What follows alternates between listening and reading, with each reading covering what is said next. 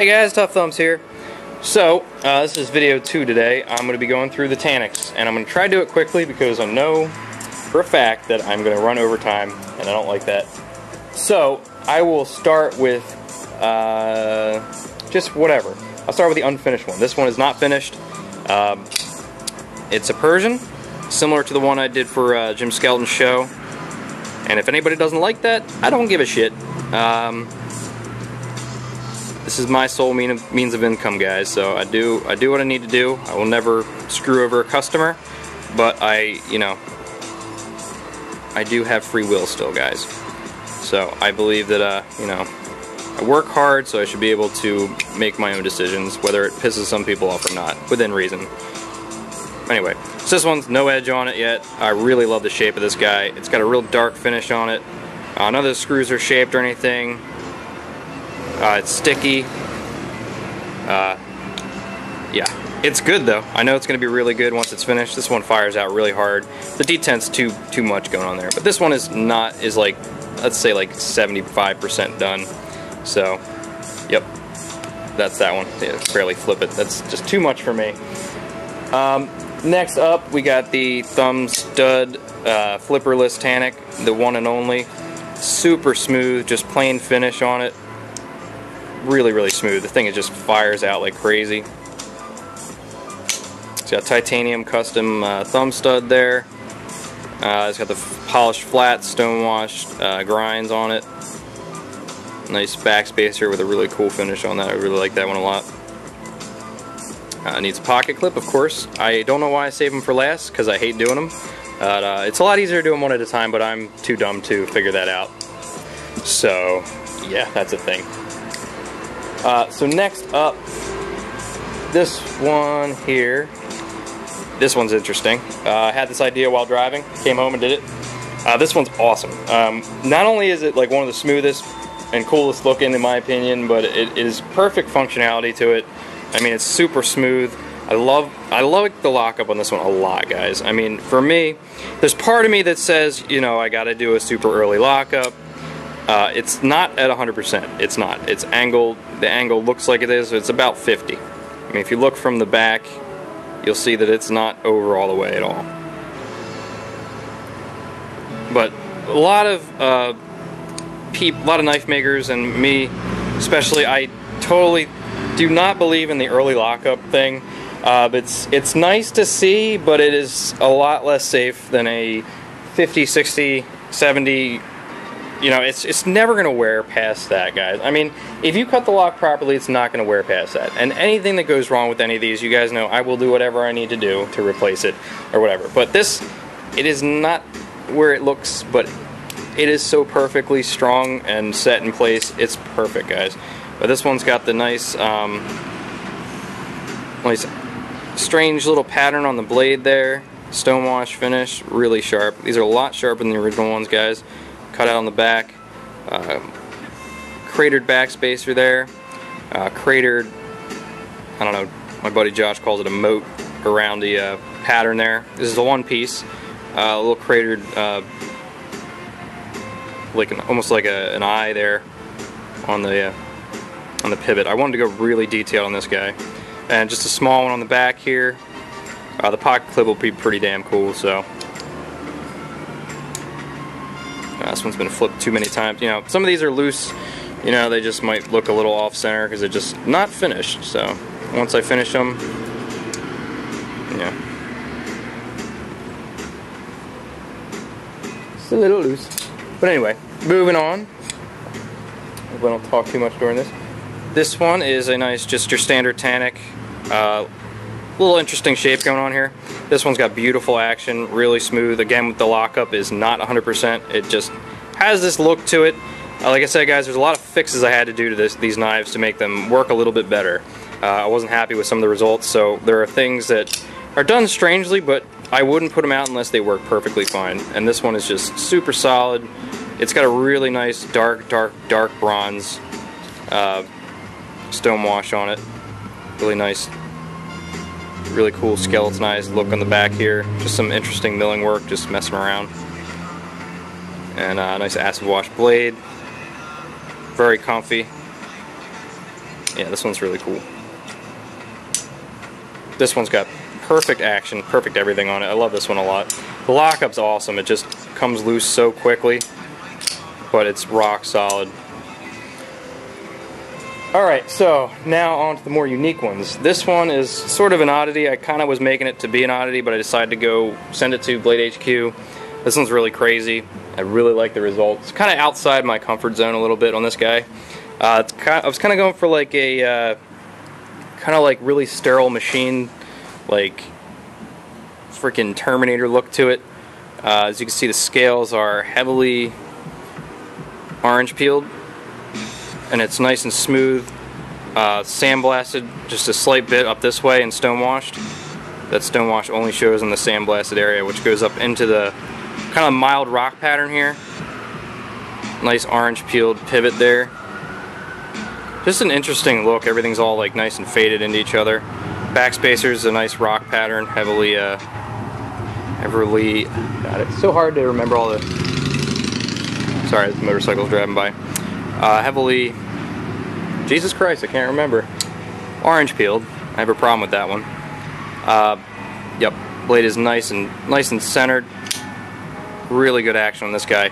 I started changing up my lock geometry on this one, thanks to Jeremy Horton. Thank you, dude, if you watch this, which I doubt you do. Really smart guy. Him and Jason Stout, really awesome guys. Definitely really big help on a lot of issues I was having with some Tanics when I was building these in particular. A lot of fixes happened to them. And this one I changed my degrees and some things, and it's exactly how it should be. Perfect. The lockup's perfect, and it doesn't stick. It's barely any resistance, but it doesn't unlock, like if you spine whack it. Now the blade has a blood groove in it, polished flats, really crazy, weird bevel. I was like, you know what, it's useful, screw it. I like it, it's like thicker up here, then it tapers inward, but it's a thinner blade, and then it goes back up. It's kind of an interesting look. It's not going to affect anything, it's just going to be sharper back here, which I usually leave a little duller. Just because that inner area don't quite, well, actually I do sharpen it up a lot. But nice little rock pattern on the spine, little rock pattern on the inside spine there. This one, I really like this one, super comfortable.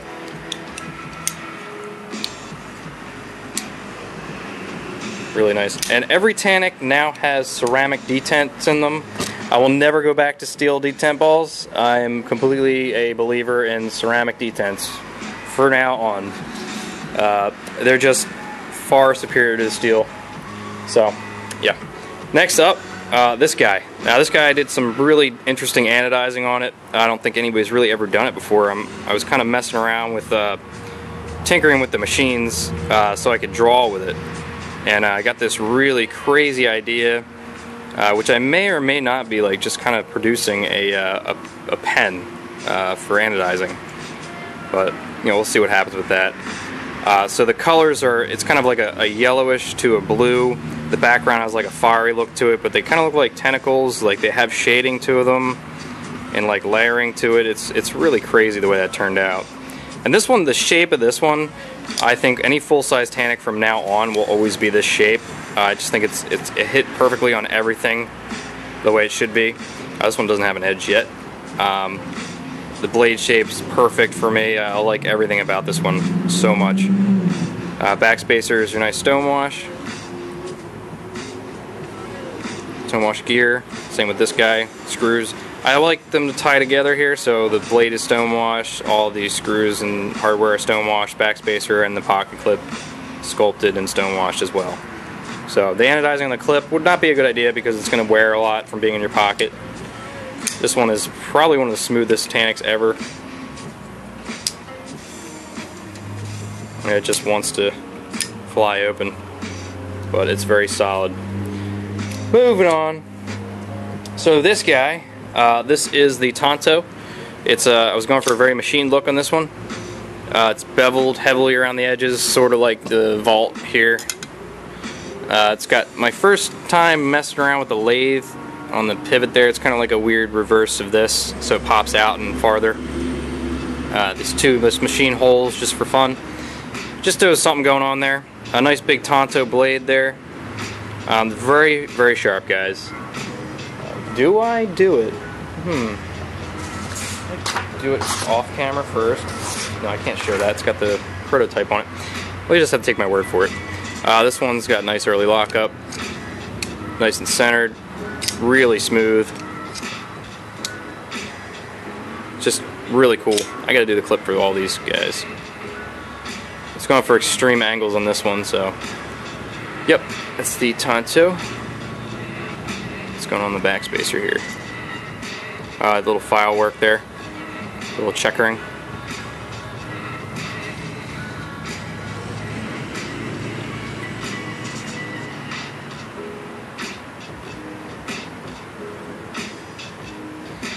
Alright, so now on to the baby Tanics. First up, this one I did for Gavco, so that was his. I owed him one.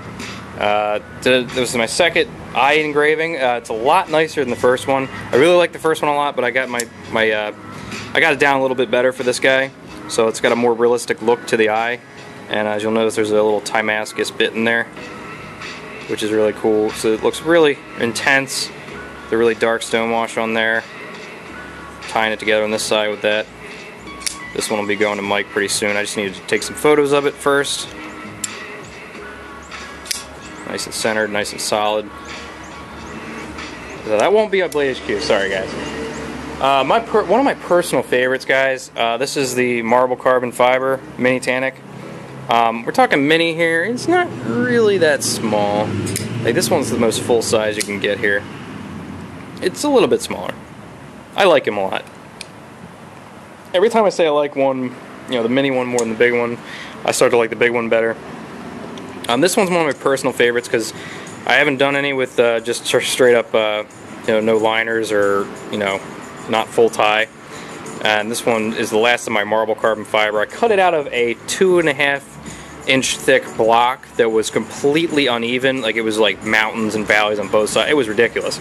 So I cut this guy out of that. It was about 4 by 2, and basically machined the carbon fiber down to a workable scale, which was not easy. So this really high polished marble carbon fiber looks amazing. I spent a lot of time polishing it to make it look really nice. The pivot screws got like a rough orange peel and really shiny around the edges. Kind of going for like a classy look here. Same with this, it's really tiny, you can't see it, but around the edge is polished and the middle is orange peeled. Nice pillar made here, just blue titanium with a divot in the middle there. Zirconium pocket clip, which has some stuff stuck to it. Nice clean orange peel on here, nice even throughout. Ridiculous, I don't know if it's the carbon fiber or something, but this one is just so ridiculously smooth. And the detent's just perfect on it. And you barely even have to touch it. I'll do it again here. Let's see how lightly I can do it. Just do the turpin test here. Non-dominant hand with the pinky. That is if I can hold it. Come on. This is the most uncomfortable position ever. But yes, everything's nice and contoured and clean. The blade, I have to redo it because there's some weird blotchy stuff there from when I put the etching on. That's the thing I hate the most, is when you finish your blade, put that stupid etching crap on there and it rusts like even the most corrosive resistant shit. I don't even know if it's rust, it's just some weird blemish, but you can see it. And everything's so clean, and then there's just that spot there, so. Got nice polished flats on it. I really like this one a lot. I was actually contemplating keeping this one. I carried it for a little bit, then I decided I can't, you know. It's just, I can't keep them all. I don't even have one, so. Next one, this one's one of my personal favorites as well. This is little green guy here. This one was half inspired by the Horton I got because of the green color. But I got this really interesting green. It's dark, well, it's not dark, but it's got a really like faded look to it. It's kind of got that skin texturing to it. Nice and rough, which I really like. It's got these areas that are kind of like rusty looking, so it makes it look like some kind of an old like military rusted out something. The blade is really cool. I like this blade a lot. Just like a long Poon up here at the top. Starts really far down, so you can get really far up here. Really like this. Do some detail work. Very thin edge here in this guy. Regardless of what you may think, the original ones were a lot thicker. These are a lot thinner in every way, pretty much. So, love this guy. Whoever gets this one, I might call you up and try to buy it from you at one point. I love this guy. Really clean. Little spacer there. Just a nice little satin spacer. Orange peeled. And finally, the biggest surprise I had from all these Tanics was I had them set aside specifically for this, and this was basically, if I had gone over one more, like if I messed one up, like I wouldn't have enough parts for one of my people on my books, or I would have had to tell Blade HQ I didn't have enough parts. So I started on this guy, I messed up royally, the shape was coming out like shit, and I kind of just went with it. So the result was interesting, actually. I fucking hated it like 90% of the time I was doing it, and then at the last second everything just came together, and the feedback on this was awesome. Thank you guys, and I'm really excited to do more of the bullet holes. And now my idea with this one is bullet holes, but not the same old shit that everyone does. Not saying their knives are shit, but you know, everybody does the holes and they're just kind of holes, you know. Now I was going for something different. I didn't want to make it look like it hit a concrete wall. I wanted to kind of go with the coolest looking bullet hole, which is glass. So as you can see, it's got the webbing around it. It's really rough hole. Well, you know, they don't hurt your finger or anything. They're 1/4 inch openings there. The pivot's kind of made to look like a bullet a little bit. It's kind of like an exaggerated firing pin there. And the other side has a like a very extreme, almost like a target round or a hollow point. Jesus. So you can see it goes through and TP's there with the hollow point tip there.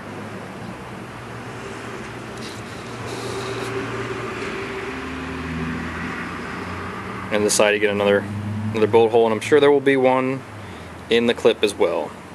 Back spacer is nice and geared. Pops out just a hair. This is probably by far one of the smallest Tanics I've ever made. This is like your normal size small Tanic. It's got, well, actually, it's pretty much the same actually. It looks smaller. The blade shape was a fail from the beginning, and it turned out awesome. I love it. I was actually thinking of making this specifically as a model for the small Tanic, like 100% exactly the same as this, minus the holes. Some of them would have it, some wouldn't. But you know, we'll see what happens there. I mean, the Tanic 2 will be pretty epic. I mean, hopefully. This one is, I just love this one. I almost kept this one as well. I hate it. I keep wanting to keep shit that I make. I mean, I'm like, I barely have any in my collection anymore, any knives at all. I have like about 8 customs. I know some of you are like, boo-hoo, fucking Tough Thumbs has 8 more customs than me. What a bitch. Yeah, I know. But I did break 3 knives this week, which is stupid. They're in my own collection, just trying to tweak them. Bad idea. So yeah, that's the last one for Blade HQ. So that's 10 going to them. I do owe them 11 still. So we'll be working out possibly changing some of the Tanics to a different knife. So yeah.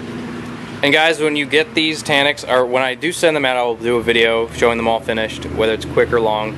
I'll be definitely talking about it on Instagram, and I'll let you guys know. I'll probably send put a picture up on Instagram of the box packed up, ready to go. So, you know, most likely priority or express mail. So, from a day or two after that one goes out, then you'll know it's, you know, up to Blade HQ from then on. They got to take pictures and post them up and do all that work before they you know, put them up on the site. So usually it takes about 3 days for them to put it up for sale.